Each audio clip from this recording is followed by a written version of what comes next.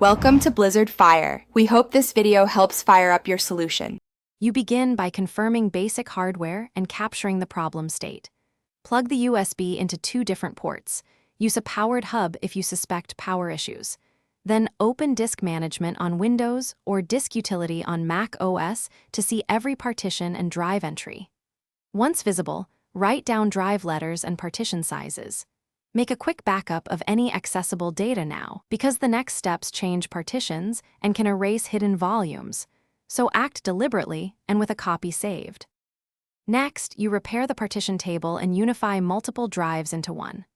On Windows, run diskpart. Select the disk, list partitions, and clean only if you will recreate the layout, otherwise delete stray partitions.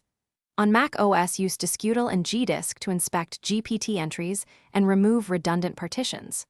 Once done, recreate a single partition table and format as XFAT for both Windows and Mac OS compatibility. Make sure to verify the size matches the USB's capacity. Finally, you format and validate the unified drive, then test for hardware faults.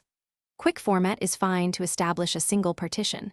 Assign the drive letter or mount point, and run a full read/write test to confirm stability. If errors appear, run the vendor's diagnostic or check controller firmware. Sometimes the USB controller reports multiple logical units. If problems persist after firmware and cross-host testing, replace the device. One key troubleshooting tip: when in doubt, try a different OS or machine to rule out host-side driver quirks before discarding the USB.